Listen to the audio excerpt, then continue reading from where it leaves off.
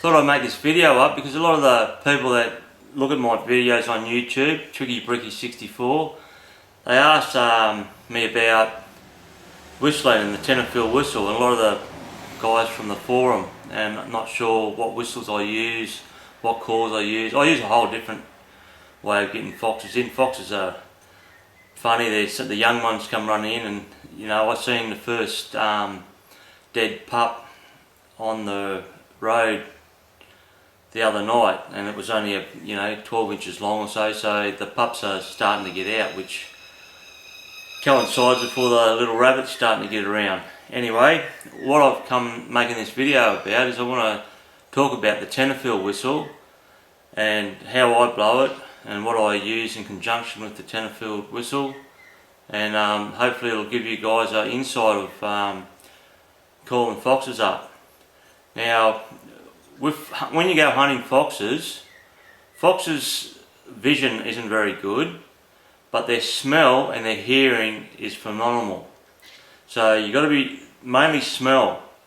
You always got to make sure, if you're going to go in and you see an area that you think a fox might be, go into that area and have a look and check the wind. Sometimes the wind's chopping around, but try to situate yourself in a spot where the fox is going to have to show itself to come out before it can scent you, and that's the main thing. Because if a fox scents you, I've had them come running in flat out, look like they were going to run you over, and they're going into a gully, and I've tested the wind, or got my powder and tested the wind. I thought, I'm not going to see this fox, and sure enough, haven't seen it. I've seen them coming up from the side, running flat out from the side, and when they've got straight into in line with me with the wind, just turn 90 degrees and they're gone. Don't get a shot at them when they know you're there. But anyway, this video is about blowing the Tenterfield. Now, the Tenterfield whistle, if you have a look at it, it's just I've caught hundreds of foxes up with this one, and it's out of I made it out of an old colour bond. They used to have the colour bond colour bits you used to get buy them from, or they'd give them to you, but now they've got material, so you just have to use a bit of colour bond iron or something. But mine's just cut, and it's got a slightly bigger hole on one side, and there's a slightly smaller hole on the other side.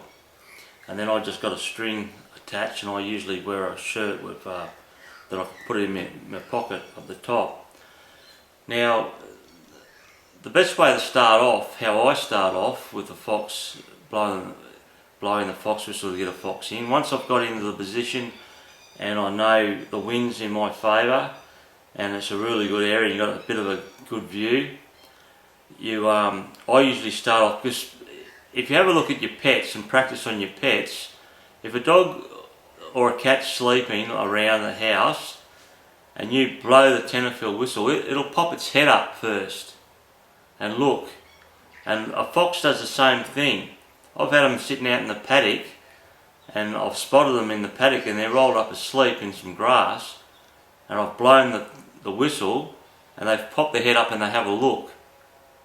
And I find if you blow the whistle first and then stop, blow it for a little while and then stop, and stop for a good minute, at least a minute or 45 seconds, because they'll look, and then give it a low pitched or a high, another little squirt of high pitch, and that usually will get their attention locked onto where they're going to go. But anyway, the way I blow the Tenterfield is, if you want a real high pitched sound, you got to keep your tongue right on the tip, like the tip of your tongue on it, and then put it in your mouth, and you got to force the air up.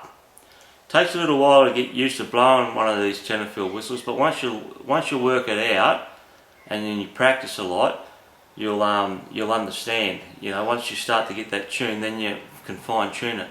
But I like the high pitched one first, which is just the very tip of your tongue on the edge, and then blow, which I'll show you.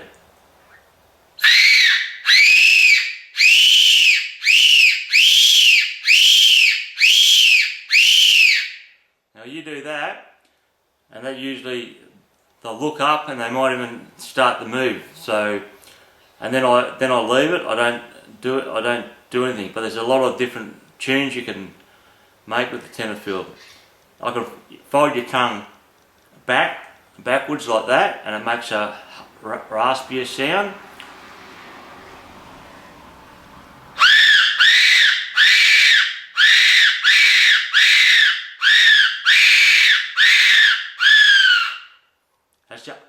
I fold my tongue right back when I do that. The other way to make different noises with the Tenterfield whistle is the deeper you put it in your mouth and the shallower you put it in.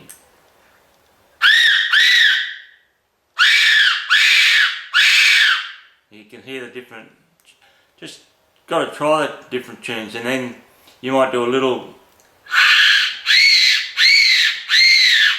secondly, you know, to get them coming. Now the other good thing to use with Tenterfield whistle, which I use and I have a lot of success with, is Fox Pro Fairy Blaster, and I use it in conjunction with the Tenterfield whistle, which works really good because this whistle can reach them out a long way and get their attention, and then the Fox Pro plays. I usually do the young rabbit in distress if I'm using the rabbit calls. I find the young rabbit in distress is a really high pitched and it's a good sound from Fox Pro, and that brings the foxes pretty quick, especially this time of year where the pups are about and the little rabbits are about, and they're easy to catch. So the foxes sort of like the high pitched young rabbit in distress call. So look guys, just practice with your Tenterfield whistles, make them up. I'll show you, my pop used to make these when I was a kid, and he used to make them just out of a bit of jam tin lid and bend them over and whack a nail through. I'll show you how to do it. I'll make another video up and show you how to do it. But I used to just bend the jam tin lid over, cut it, and then punch a nail through, and that's really how the Tenterfield whistle started. There was no one person that actually designed and made them themselves, not that I know, because they've been around since my grandfather was around hunting foxes. Tom Varney's another good old bloke. He's a really nice bloke. You can get his videos on and he just uses the Tenterfield whistle for calling foxes. And I've talked to Tom Varney, and him and his wife are really nice people. Anyway guys, get out and have some fun. Grab a Tenterfield whistle, make up a few of them. They all make different noises with the different holes and that. So I had this one, if you can probably still see it, number 3. I made a heap of them up. I made about 20, and each one I made up, I just put a number on it. But the number 3 one I like the best. The rest of them I've given them away to my friends and guys that just come around to my house and ask me about it, and my son's got a couple of them. But anyway, main thing with the Tenterfield whistle, tip of the tongue, and then fit it in with your hands just on the side.